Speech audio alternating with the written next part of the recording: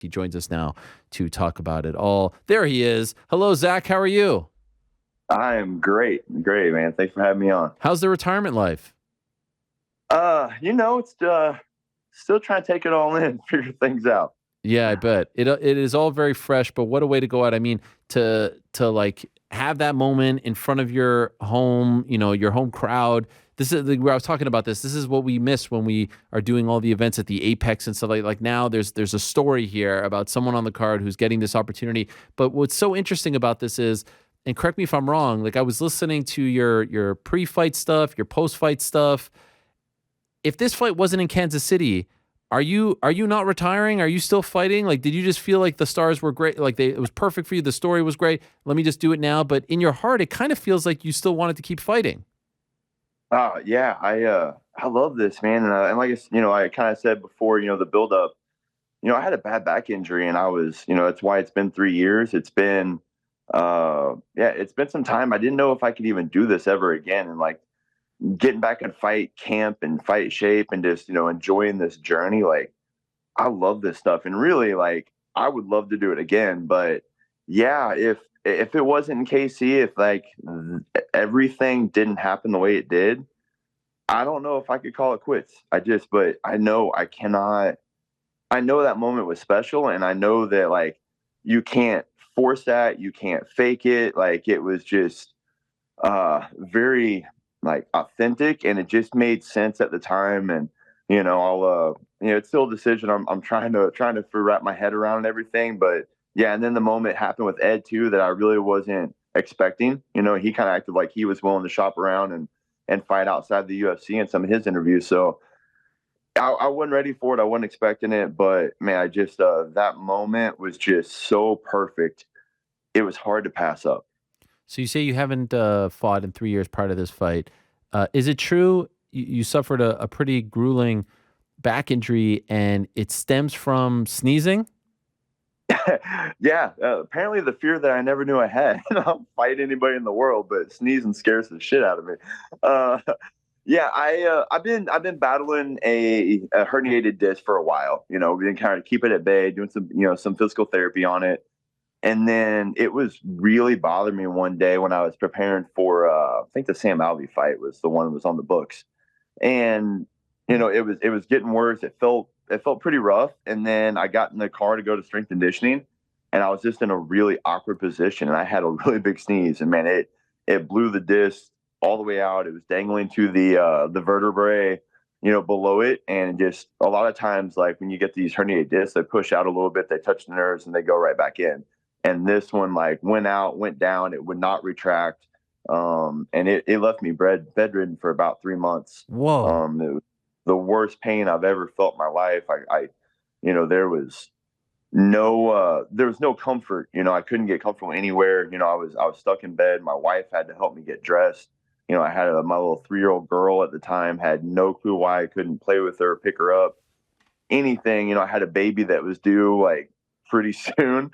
So yeah, I mean I thought that was the new normal, and I was not good with it at all. Like I went from, being, a top level athlete, to even just a coach and training in the gym every day, to someone who could barely get out of bed. And quality of life was just it was rough, man. Like I mean, family was good and family life was good, but uh yeah, just me where I was and then where I was stuck for months, it was rough. And I even came okay at that point. Like if I never fought again, like I've done some cool stuff. I've been all over the world. I dreams came true and stuff. And then I was not okay with having that little girl look up to me and not understand why I couldn't pick her up and play with her and stuff. And that was the hardest stuff. But over time, I finally I got surgery, got it clipped out, Oh. and just slowly back in the gym and got a little bit improved more and more. But I really didn't push the pace of like hardcore blending training until after I accepted this fight. I really didn't know if I'd be able to get through it or not, but I felt great in there. By the way, how grueling was the recovery post surgery? I mean, honestly, it was hard because I was in so much pain because of like the nerves were completely blocked off, that the second I had surgery, like was instant relief. So I Wow. felt great at first. And then like I had to realize that they like tore through all of my muscle to get to it, and I had to like recover from actual surgery and the scar tissue and all that. And I had to kind of re-strengthen all my core back up, and it was a long process to kind of get through there, but the just being not in pain 24/7 in every position was gone, and that was like a major relief, man. At least that was where I knew that things were going to get better, Mm. because that moment and that time, that was the rough stuff and everything. So just having that pain taken away instantly from the second I came to from surgery, it was much better. And then it was just physically learning how to get strengthen and do physical therapy and just kind of continue to get back and see what I could do, what I couldn't do, and that was still a process, but the it was a process that I could deal with. The other one, that's the one that kind of makes you second guess life choices. Right. Yeah, I bet. Now, correct me if I'm wrong about this. I heard this as well.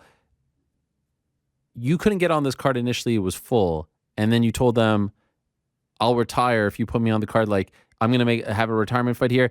If you don't say that, do they not put you on the card?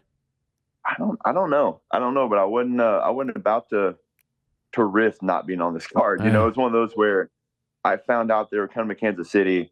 Uh, Honestly, with like just a lot of the craziness going on in Kansas City, I really didn't think they would come here this soon, and I was really surprised. So I call Jason House, my manager, and he didn't hear anything. He represents most of the local guys, and like while we were on the phone, he texted Mick, and Mick confirmed it. And I was like, bro, like I don't care what it takes, we're making this fight happen. Like, no matter what, like I've got to be here. I came here. I was on whenever they came 6 years ago. Um, I'm one of the longest standing like Missouri guys left. I'm one of the original OGs out here. That it just had to make sense, and someone had to represent this city. And I'm happy. I'm happy they allowed me to have that moment. oh my God, yeah, it was great. Any part? I was wondering, and I feel like you're gonna say no, but it's like, usually you retire, you have your moment. The other guy doesn't retire as well.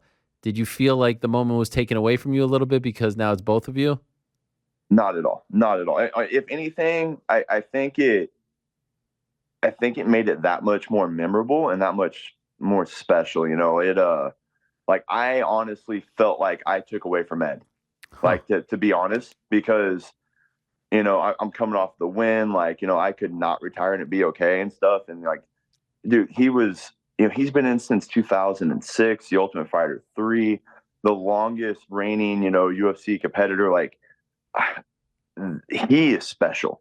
Like he did something truly special, and I mean I know that I lasted a decade and I did my own thing, but like I feel like I feel like there was a little bit more to his, and I feel like I took away from his, honestly.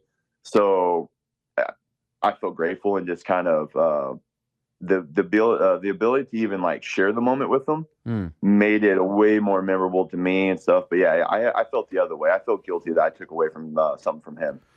When you guys went on your knees afterwards, and it seemed like you were hugging, did you say anything to each other?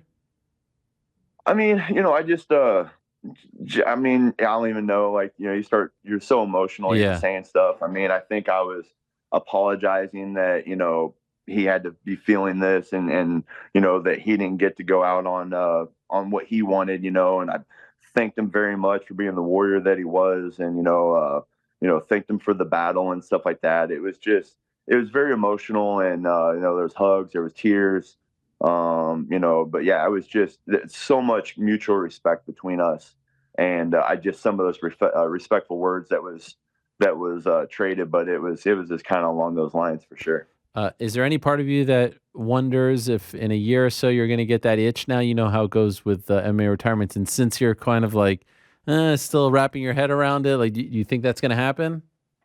Bro, I got the itch today. Yeah, Like, I I bet. mean, yeah, it's just one of those where I mean, I'm always gonna have it. I mean, I live my life on competition. I love this stuff. I own a gym now, and we had did some rebranding and stuff. So Ignite Jiu Jitsu and MMA Academy is my spot here up in Kansas City, and I'll be coaching a lot of these up and comers and sharing knowledge on the back end.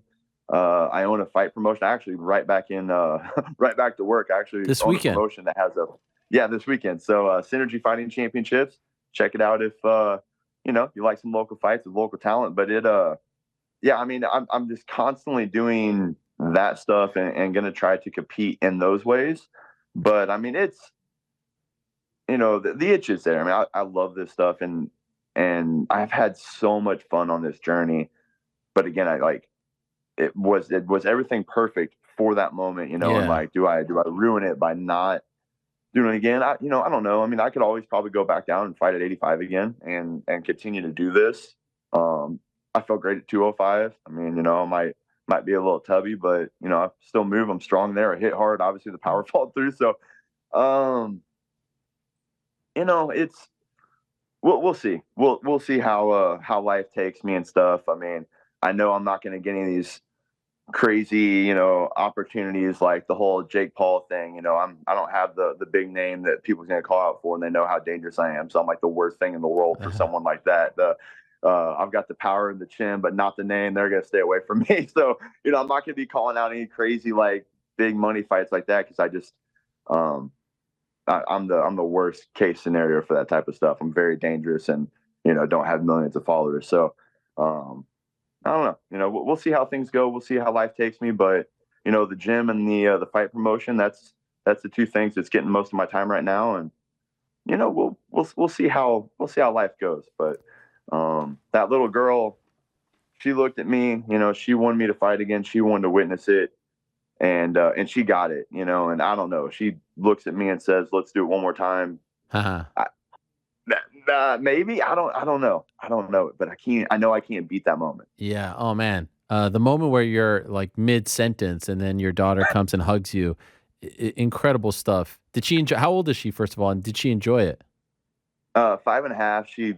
She loved it, and she loves this sport. She loves training. She loves all the guys on the team and stuff. And it was pretty cool to see her get to witness, me do what I do before I hung it up. Something my youngest daughter. I've got one that turns 2 in July, so she won't ever get to experience it, but it was cool that one of them got to. And um, yeah, I mean, I still don't. I mean, like she's 5.5. She probably Yeah. doesn't fully understand what's going on, but she figured that she knew something was pretty special. She knew it was big. So it's a moment that we get to share for the rest of our lives that I'll cherish forever. Yeah. Oh, I love that. By the way, speaking of your promotion, you said you have a show this weekend, April 22nd. We have the poster for it. We're going to show it now. Oh, Um, awesome. yeah, yeah, yeah. And I love this. And the website to watch it, my eyesight sucks. What is it? Synergyfights.com. Say it again. Synergyfights.com is the website, and then it's the pay-per-view will be on MMA Futures. There it is. MMAFutures.live. Yeah. Is it true you have open scoring? So it depends on where we fight at, right? We Okay. do. I'm right online. I have fights in Missouri and fights in Kansas.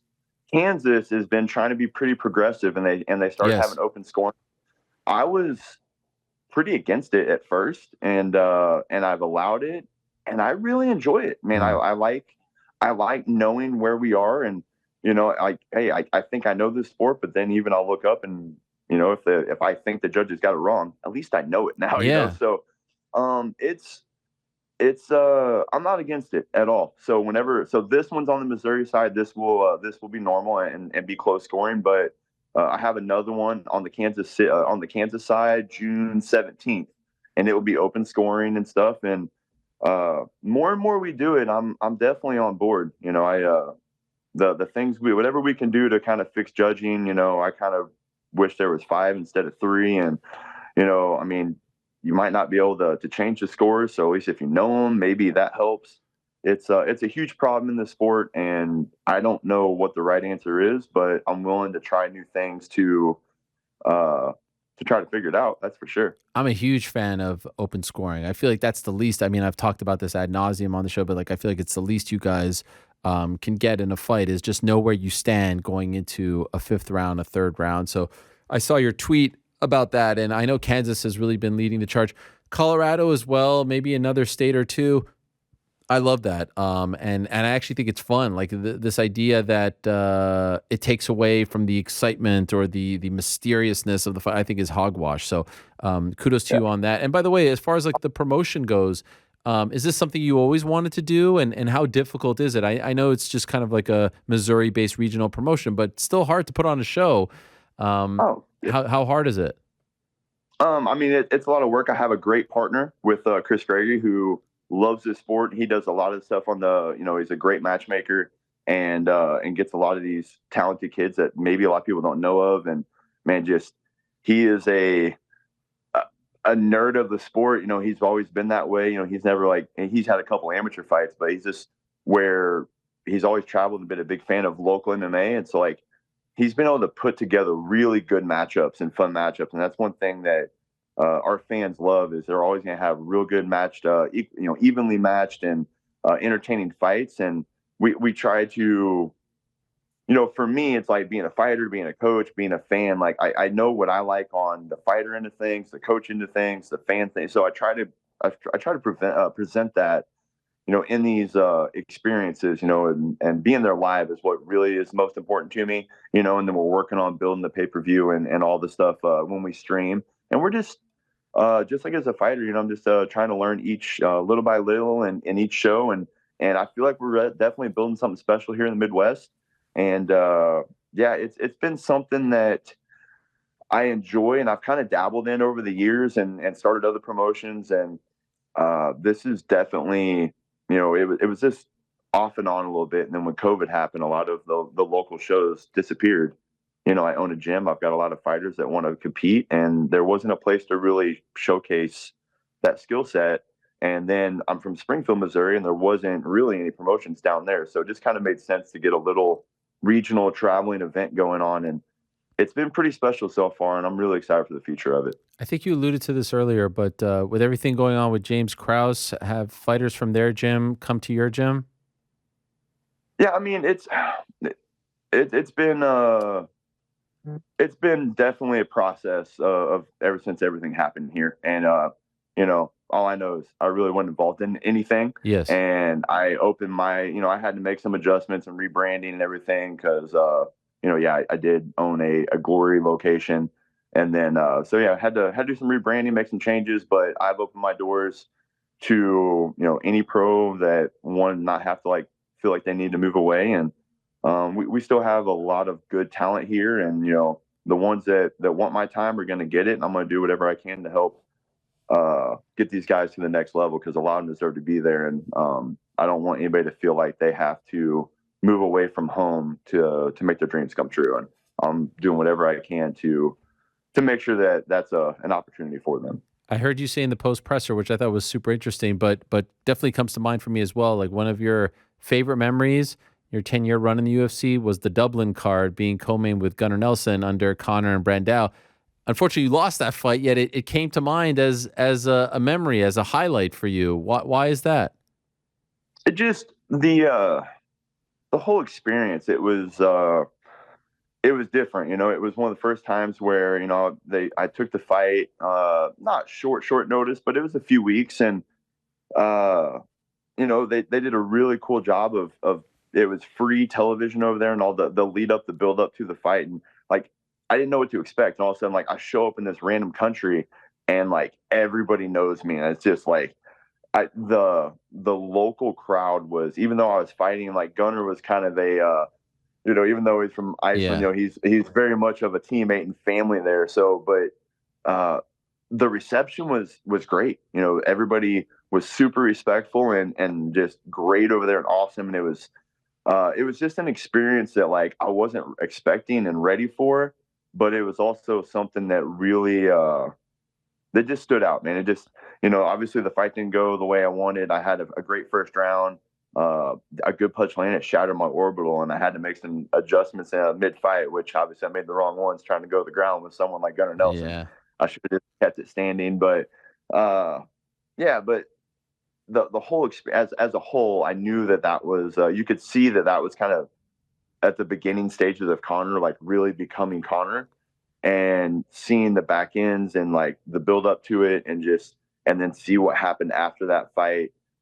it was very memorable, and it was something, like I said, like even though I lost the fight, the experience of that whole event will definitely mean a lot to me and stay with me for everything. Man, one of my favorite, I was there as well. One of my favorite experiences. I'll never forget that week, that crowd, that arena, the atmosphere, everything about it was amazing. I remember your fight very well. And you're right. The fans were they were super educated, super knowledgeable about Yes, everyone on the card. They were so excited that the UFC was back. I know you lamented the fact that you never fought for the belt, won a title, whatever. But man, finishes at 170, 185, 205, pretty damn incredible. So kudos to you. Congratulations on a great run. thank If this really is the end, congratulations. I hope you remain healthy and can enjoy time with your family. But obviously, we'll be seeing you around as a coach. And good luck with the promotion as well. Good luck with the show this Saturday.